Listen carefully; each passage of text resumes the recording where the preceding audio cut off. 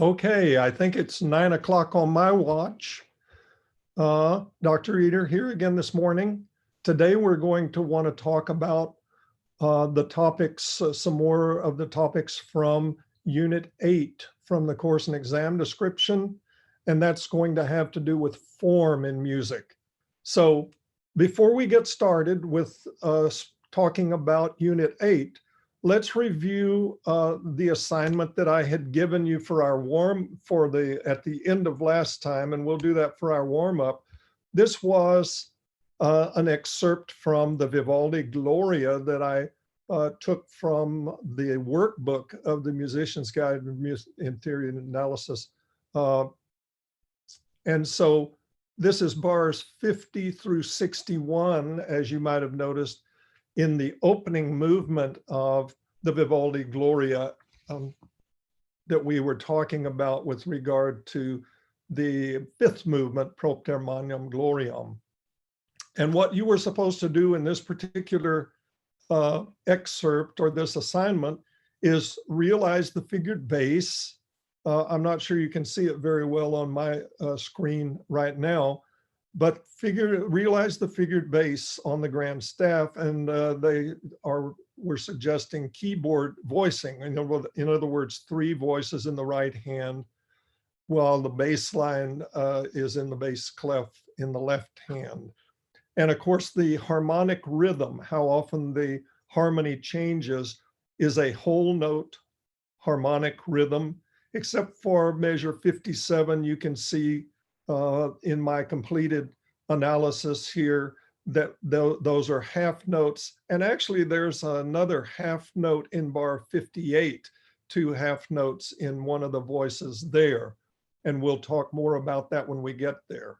And then we should always talk about resolution and chordal sevenths resolving correctly, and secondary leading tones or leading tones resolving correctly.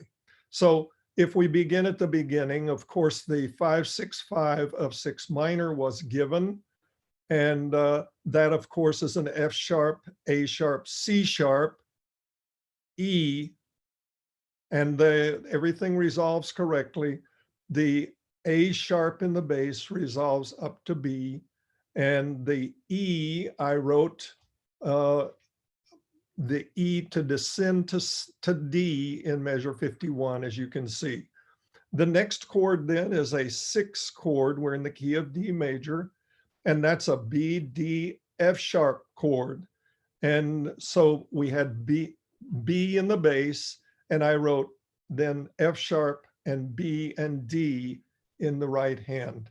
The next chord then goes to a secondary dominant, a 5-6-5 of 5, and that is an E, G sharp, B, D chord, a dominant 7th chord, major triad, and minor 7th.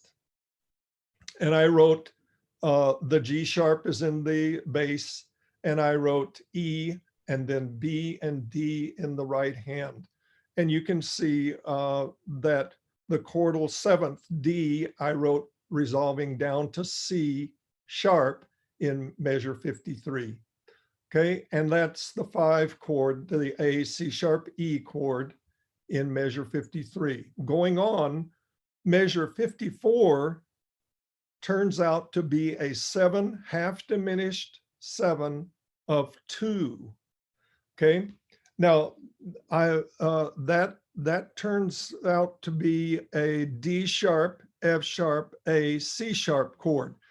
If you were analyzing, you would have known if it's D sharp to F sharp, that's a minor 3rd. And I wrote that just F sharp, A, C sharp in the right hand there, so you can just follow up with those notes. So D sharp to F sharp is a minor 3rd, F sharp to A is a minor 3rd, and then A to C sharp is a major 3rd. So this is a diminished triad, D sharp, F sharp, and a minor 7th, D sharp up to C sharp, and that produces a half diminished chord. So this is the 7 half diminished 7 of 2 minor. And half diminished chords should resolve to major chords. So this goes to a 5 of 5, an E, G sharp, B chord.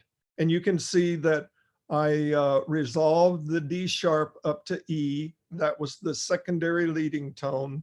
And then the C sharp, the way I wrote it in 54, it needs to, the chordal 7th needs to resolve down by step. So I reduced to 2 voices there in bar 55. Okay, that 5 of 5 then resolves to another 5 of 5, and it just expands into a 5/7 of 5. And now in bar 56, this is E, G sharp, B, major triad, E up to D, minor 7th. So this is a dominant 7th chord, and it is the 5/7 of 5. And the chordal 7th D resolves down to C sharp in measure 57, which is the 5 chord. So the 5/7 of 5 in 56 resolves to the 5/7 in 57. And that's an A, C sharp, E, G chord you can see there. A is in the bass, and then E and G natural. You have to put a natural on that G, because just to, it's like a reminder accidental, because it's really G natural in the key, but just to be sure everyone knows. And I probably should have put parentheses around that natural so that people don't think they have to necessarily do something, but it's okay because the G sharp comes right before in 56. So to make that natural, even though it's in the next bar, is a good idea. And so then the chordal 7th, which is the G natural, resolves down to an F sharp. And that's a 1 chord, a D, F sharp, A chord. As you go to bar 58, notice what I did when I wrote those notes in there. It's a 5 and a 4, and then on the second half of that measure, the third beat, it's a 3 in the figure bass. This is indicating that this is a suspension.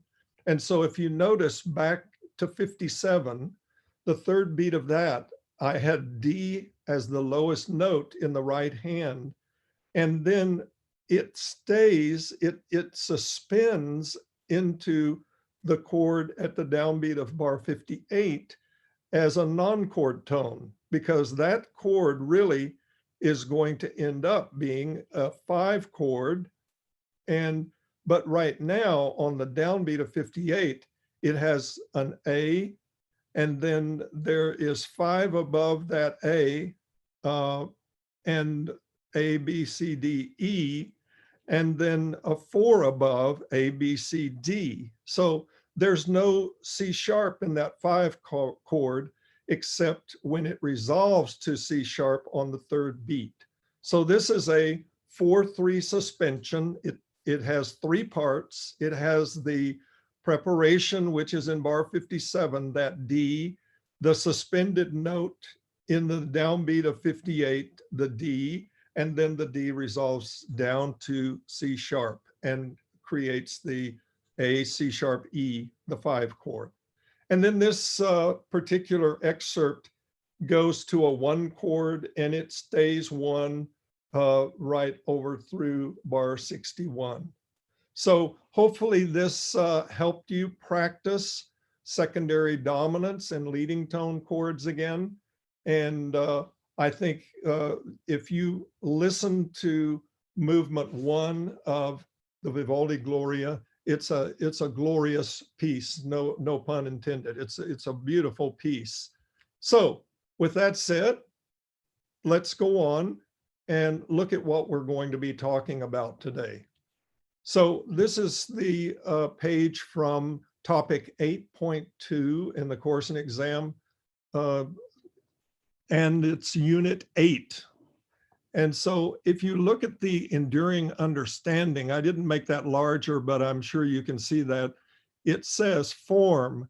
As with language, music exhibits a structural aspect known as form, in which a musical composition is organized in a hierarchy of constituent parts. The specific ways these parts are related, contrasted, and are developed produces the unique profile of an individual composition. And if you remember in an earlier lesson, one of the things that I mentioned was I love those three words: same, similar, and different. And now we're going to be using those again all the time when we talk about musical form. The skills up in the right of this page in the course and exam description, both analyzing performed music and analyzing notated music. So we're going to be listening, and we're also going to be looking today. And then if we look at the essential knowledge, the EK, it says musical passages within a passage may sound similar to one another to promote comprehensibility, memorability, and unity. Or they may sound dissimilar to one another to create variety, interest, and contrast.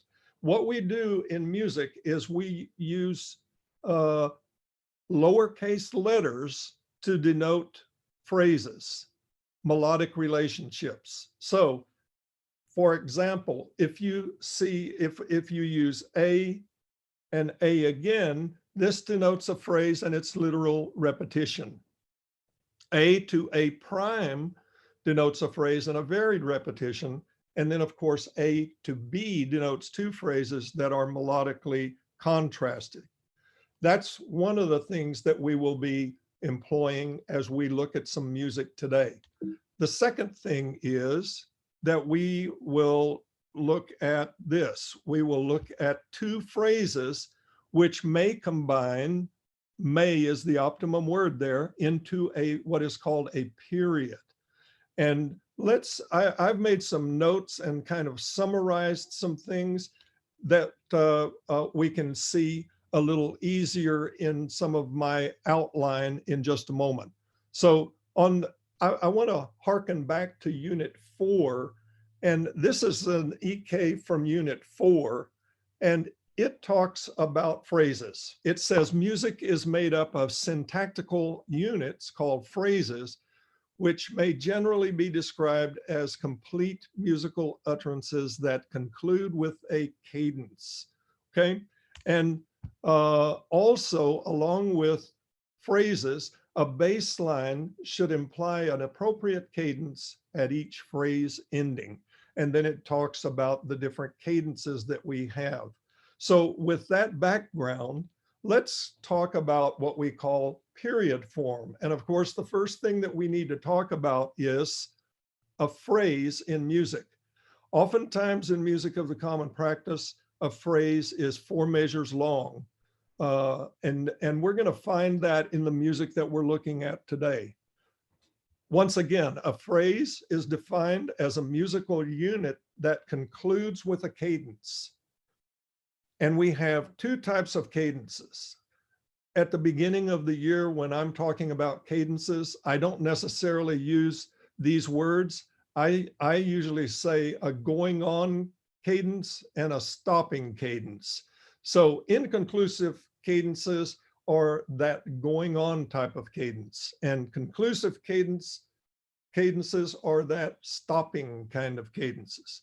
Now, when we talk about period form in a moment, inconclusive and conclusive can be variable. So inconclusive cadences generally include the half cadence, the imperfect authentic cadence, and the deceptive cadence. Conclusive cadences include the perfect authentic and the plagal. The plagal is not used all that often, but it is a conclusive cadence, 4-1, as you remember, I hope. With phrases, first of all, we want to look at what we saw as A in the lowercase letters a moment ago, a repeated phrase. This consists of the same phrase occurring twice, usually with each of the two phrases ending with a strong cadence. So we find repeated phrases in music. Also, we find what is called a period in music. A period consists of at least two phrases, with the final phrase ending with a stronger cadence than the first phrase. Most commonly, the first phrase of a period will end with a half cadence, followed by the second phrase ending with an authentic cadence. And it could be either an IAC, which we said earlier was inconclusive, but it can act as somewhat conclusive in period form, or of course the PAC. And the strongest period probably consists of a half cadence in the first, ending the first phrase, and a perfect authentic cadence ending the second phrase. On the other hand, the first phrase could end with an imperfect authentic cadence, followed by the second phrase ending with a perfect authentic cadence, because the IAC naturally is a little weaker than the strong PAC. The two phrases of a period set up a question-answer relationship. The first phrase is called the antecedent, and the second phrase is the consequent. And there are two common types of periods. There are other types, by the way, but we're only going to be talking about the two most common types of periods, and those are the parallel period and the contrasting period. The parallel period consists of two phrases which have the same or similar material at the beginning. The contrasting period, of course, has two phrases that are different. And I'm going to make examples of all of these: the repeated phrase, the parallel period consisting of two phrases, and the contrasting period consisting of two phrases. So let's take a look, first of all, at a piece of music from an excerpt from the album For the Young by Robert Schumann. This is Opus 68. Everyone knows what opus means, right? Opus means work, number 68, body of works. And this is number 7 in that opus. And if you look especially at the top voice in this little piano piece by Schumann, you're going to notice that the first phrase goes to the end of the first staff, bar 4, and it ends on that dotted quarter note. And then the second phrase begins, and compare the end of bar 4 to the anacrusis at the beginning of this piece. Okay, it is the same in the top voice. And then look through the rest of 5, 6, 7, and to 8, and you'll notice that the melody is the same. This is a repeated period. The two phrases are, almost exactly the same. There are some differences in the voicing of the parts, but this is the same. It sounds like this.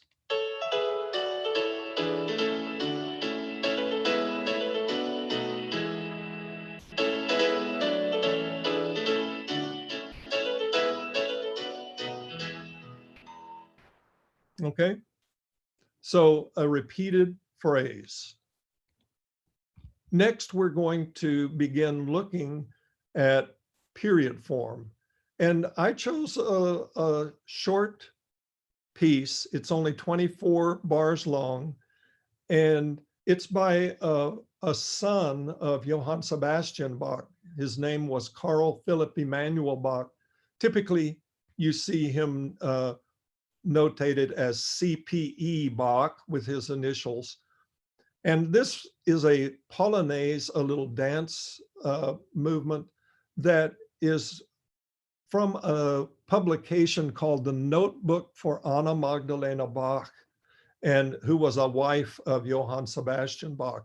And these little pieces were designed, I think, to begin training on the keyboard for young people. Some of you may have even played this little Polonaise if you're a pianist, or some of the other ones by J.S. Bach and some other composers during the Baroque period.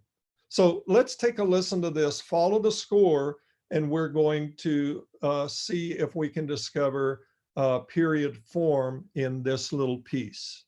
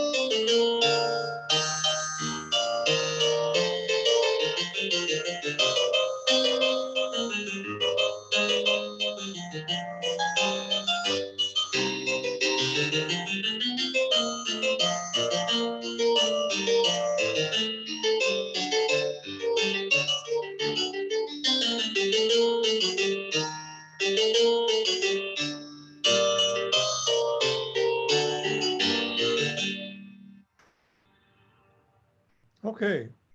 One of the things that you can see almost immediately, if we were going to look at the overall form of this, is you see repeat signs. This is really what we would call a binary by two, binary piece in two main sections. So from 1 through 8, and notice that the phrases look like they're 4 bars long. And so 1 through 8 would be the first section, and we would label that capital A. And then beginning at 9 and going through 24 would be the second section. And dependent on whether it's same, similar, or different, it looks like it's probably different. So we would probably term that overall section as capital letter B. Okay, then we want to go into the separate sections and see. So if you look at that first section, certainly it looks like two phrases, and they certainly look like they begin the same. In fact, they are almost all the same until you get to the fourth measure of each phrase. And there is where we should analyze, because the period form is determined mainly by cadence, weaker cadence to stronger cadence. And so that's where we look first. And then we want to see about the rest of the phrase.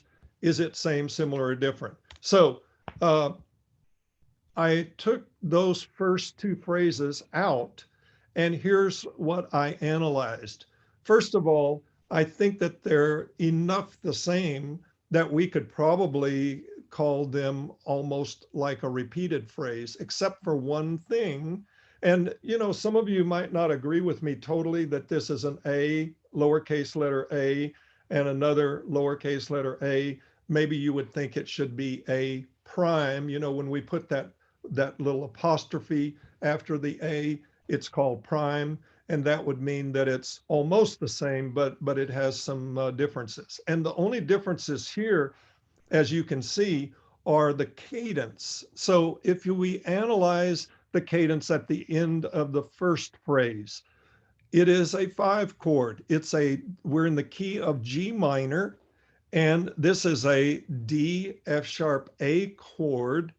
And it has some non-chord tones there, like it goes G to B flat and back to F sharp and A. But then it has a little connector, that little 16th figure that goes in the bass and connecting it up to the next phrase. But so this is a half cadence in the key of G minor. Well, that's looking good for period form then, because as we look down to the end of the second phrase, lo and behold, we have a 5 chord, the D F sharp A, leading to a conclusive cadence, a 1 chord, and it is a G, B flat, D chord, a perfect authentic cadence. So this particular section of the Polonaise is period form, and it meets all of the qualifications of a parallel period. This is what we would call a parallel period. In fact, this is a textbook parallel period because it has phrases that are the same, and the first phrase is a weaker cadence than the second phrase, a half cadence leading to a perfect authentic cadence. So that's the first one. That's an example, an excellent example of a parallel period. Let's go on to the next section, the next two phrases of the Polonaise. And the first thing that you see, the first thing that happens is that it changes immediately to the relative major key of G minor, B flat major. So C.P. Ebach didn't change the key signature or anything. He just moved to the relative major, B flat, and goes on. And so this first one, da da da da da dum bum, da da da da da dum pum, da dum da da da da da da dum. It's morning for me. My voice isn't working all that well, but hopefully, if you look at those notes, it really is a lot the same like that A phrase a minute ago. It's just up a minor third from the G, but a lot of it is the same. So I notated that as a prime with that little apostrophe looking mark after the lowercase a. And we get to the end of that phrase and we're in the key of B flat major now, and we find that it is an F, A, C chord. That's the 5 major chord in the key of B flat. And so this is a half cadence. And the whole shaping of this particular phrase looks a lot like those first two phrases that we had in the parallel period. So then there's that little connector in the bass, the 16th note figure, and it goes to the second phrase. I'm not sure you can see this as well beginning at bar 13. That's bar 13. And I circled there some things because now there's a B natural there in that first beat and on the downbeat. And then if you go over, there's an A flat in the bass, and there's another B natural in the treble clef, and then there's an A flat in the bass in bar 14, and then another B natural in bar 15, B natural in bar 16. So what's happening? Well, you have to take into account how you would put together these accidentals that Bach has written in there. For example, B natural. The first thing that comes to my mind when I find a natural sign in a flat key is, could it be indicating a leading tone? Could it be a leading tone? And even in that downbeat of bar 13, you see that B natural goes to a C like it should, and C is not G minor. So what's happening? Or it's not B flat major. Then we have an A flat. Well, if you add A flat to the key signature, now we've got B flat, E flat, and A flat, but we still got that B natural. So really it's B flat, E flat, A flat, but with the B raised. So that's beginning to make me think for sure that this must be C minor. And so sure enough, if we look on over to the cadence, what's happening?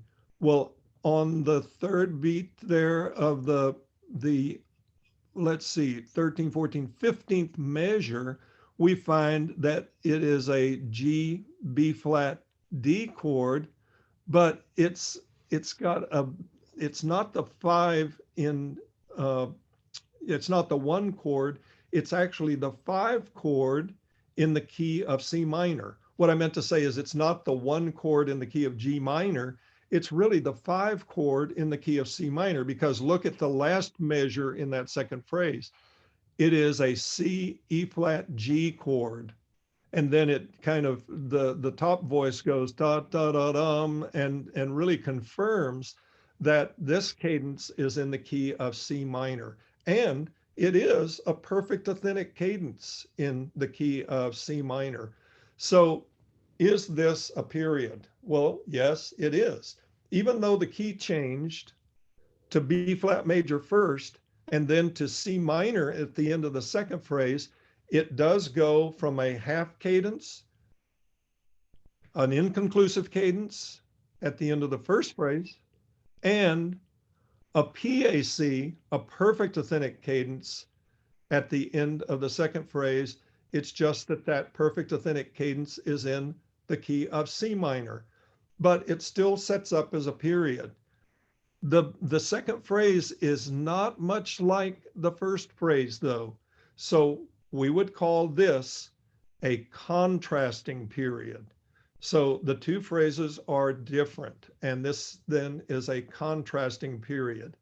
Some people would even modify contrasting period by calling this a modulating contrasting period. But in the world of AP, you don't really need to have anything but just know that this is a contrasting period, because the two phrases are not alike, but the weak to strong cadence exists at the end.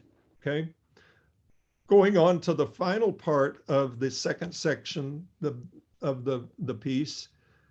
This is interesting because if you analyze the two phrases and you start with the cadences, what you're going to find is that the cadence at the end of the first phrase is a D, F sharp, A chord. So it is the five chord in the key of G minor. And then when you get down to the last phrase and you look at that final chord, it is a 5-1 in the key of G minor. So it's a PAC in the key of G minor. So this is a weaker cadence to a strong cadence, but let's look more at these two phrases and let's look at the context and the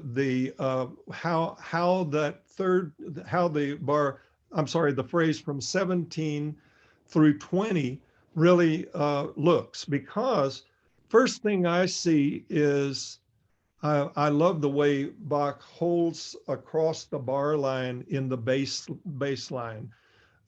It just kind of propels the music forward for me. Then if you look in the right hand, it goes da-da-dum, da-da-dum, bum, and then da-da-dum, da-da-dum, bum, and then da-da-dum, da-da-dum. We call that what in music? It would be called a sequence and descending by step. This just doesn't look like a regular one of the phrases that we've seen so far in this, and in period form, this looks to me not like a period, but this, as I wrote there, is a transitional phrase, and it's getting us from C minor back to G minor. So I don't really think this is the first phrase of a period. I think this is a transitional phrase leading us back to what looks like the very beginning of the piece. And lo, it is that. It's da-da-dum, da-da-dum, bum, da-da-dum, da-da-dum, bum. It's like the second phrase in that opening 16 bars. The first four bars of that. Remember, I said 16 because that repeats. It's really 8 bars repeated. So this is like the second 4 bars in that opening section. And that's why I listed it as A. But I don't really think this is a period.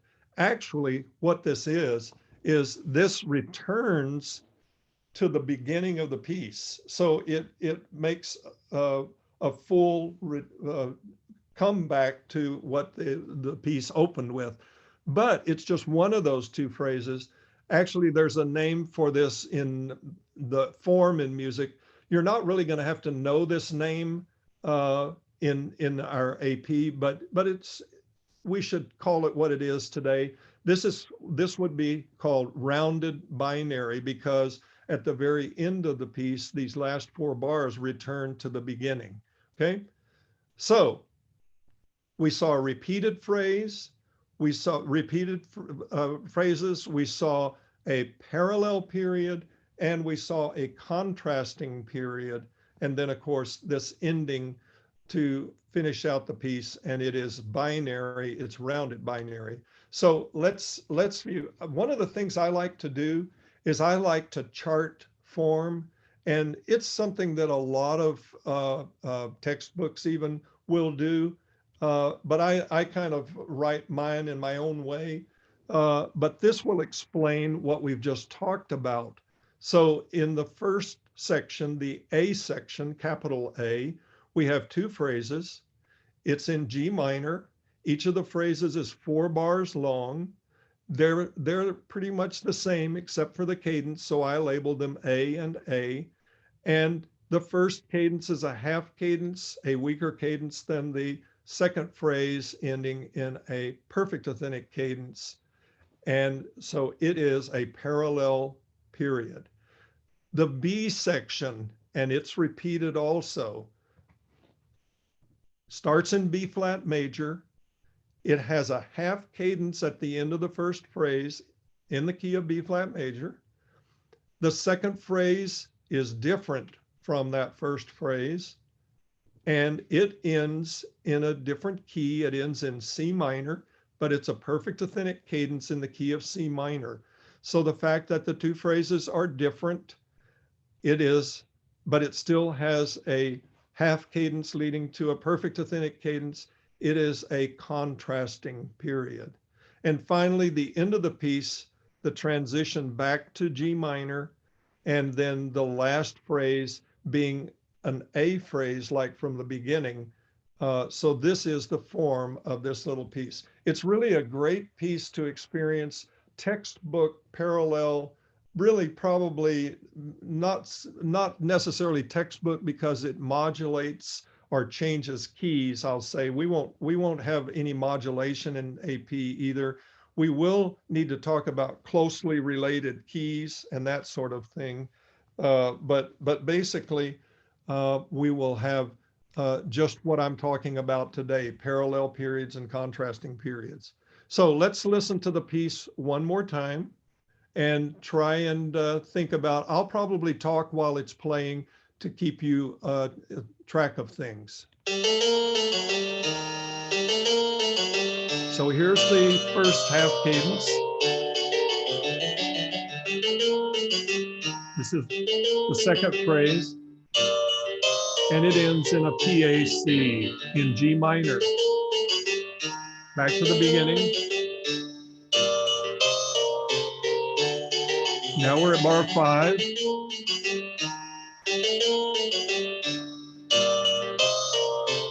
And there's our parallel period. Now at 9, change to B flat. Here's our half cadence in B flat, 13. And our perfect authentic in C minor. Here's the transition.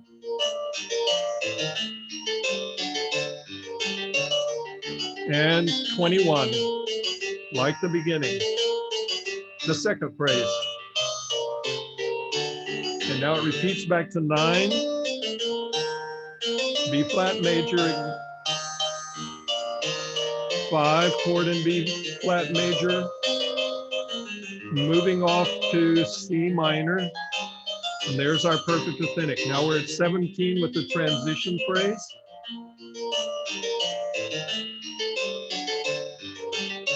And 21.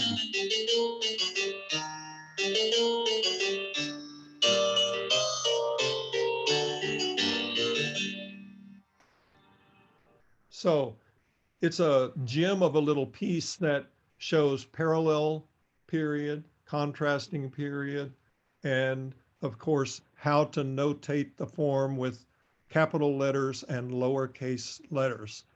I hope that I've explained fully how to identify parallel periods and contrasting periods today, as well as repeated phrases.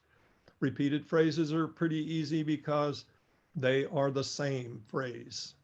So for next time, what I'd like to do is give you a couple of them to practice and see if you can analyze with regard to what they are as far as repeated phrases, period form. And this is the first one. I actually just gave you the music. This is from a sonata by Mozart. I think it is.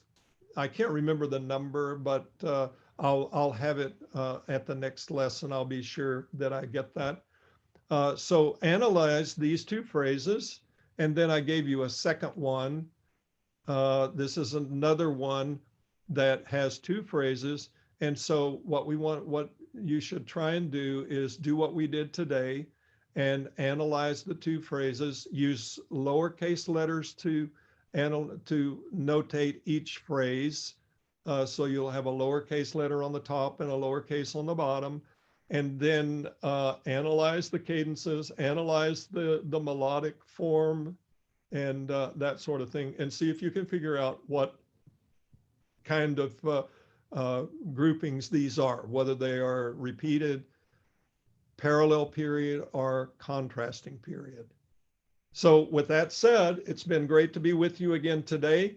This, once again, is from Unit 8 in the course and exam description. So we're just about finishing out the end of the class for you, and soon we're going to be practicing things for the AP test coming up, as well as doing some things that we would normally do at the end of the year.